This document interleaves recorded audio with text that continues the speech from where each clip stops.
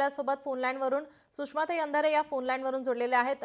सुषमाताई, काय या प्रकरणावरती आपली पहिली प्रतिक्रिया?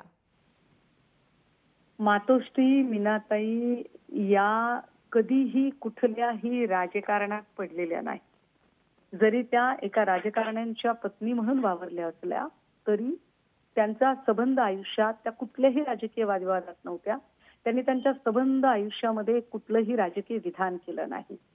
राजकारणापेक्षा वेगळ्या असणाऱ्या, राजकारणाच्या परिघाच्या पलीकडे असणाऱ्या व्यक्ती ज्या आज हयात नाहीयेत त्यांच्या स्मारकाच्या संबंधाने असा प्रकार घडणं, याला निंदा हा शब्द कमी पडतो। ज्याने कुणी ही घटना घडवली, ज्याने कुणी हे सगळं केलं तो विकृत आहे, मनोरुग्ण आहे। पण हे घडतं कशामुळे? हे घडतं भाजपाच्या अत्यंत विषारी प्रचार प्रसारामुळे। भाजपा ज्या पद्धतीने वेगवेगळ्या जात, धर्म, समाज आणि विचारांमध्ये जे चिथावणीखोर विषपेरणी करत आहे, त्या चिथावणीखोर विषपेरणीचा परिणाम की ज्यामध्ये जिवंत माणसे तर सोडा पण स्मारके सुद्धा होरपळून निघत आहेत, त्याचं हे जिवंत प्रमाण आहे। आणि सगळ्यात महत्त्वाचा मुद्दा, शहराच्या मध्यवर्ती भागात हे स्मारक आहे। असं असताना सुद्धा ही घटना घडतेच कशी? एरवी तुम्ही चवली पावलीच्या लोकांना बंदोबस्त देतो। पुण्यामध्ये चवलीच्या लायकीचे लोक आहेत, सुमार दर्जाचे लोक आहेत शिंदे गटाचे, ज्यांच्या मागे पुढे 4-4 कॉन्स्टेबल फिरतात।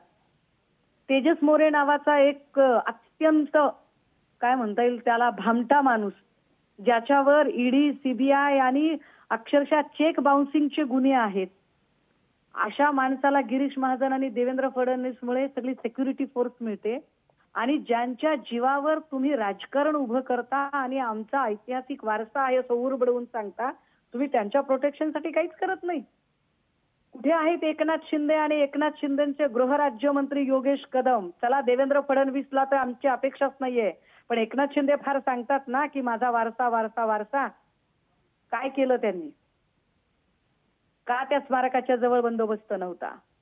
त्यामुळे आमच्या संयमाचा परीक्षा बघू नका। आमच्या संयमाला आम्ही आवर घातलेला आहे, तोपर्यंत घातलेला आहे। असं होऊ नये की आम्ही तुमच्या घरात घुसण्यापर्यंतची वेळ यावी।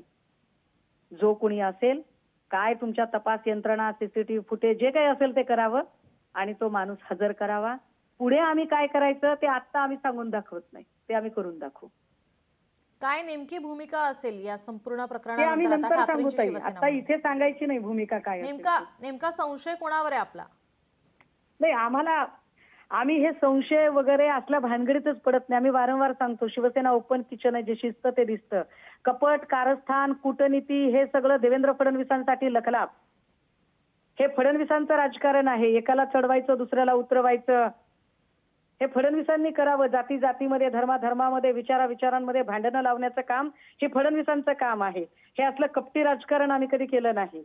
आम्हाला एवढंच कळतं की जे आमचे सोशल आयकॉन आहेत, आमच्या आयकॉन सोबत अशा पद्धतीने त्यांची कुठल्याही अर्थाने हेळसांड करण्याचा अधिकार कुणालाही नाही आणि याला जबाबदार आम्ही गृहमंत्र्यांना धरतो। जी जी, धन्यवाद सुषमाताई आपण दिलेल्या या प्रतिक्रियेसाठी।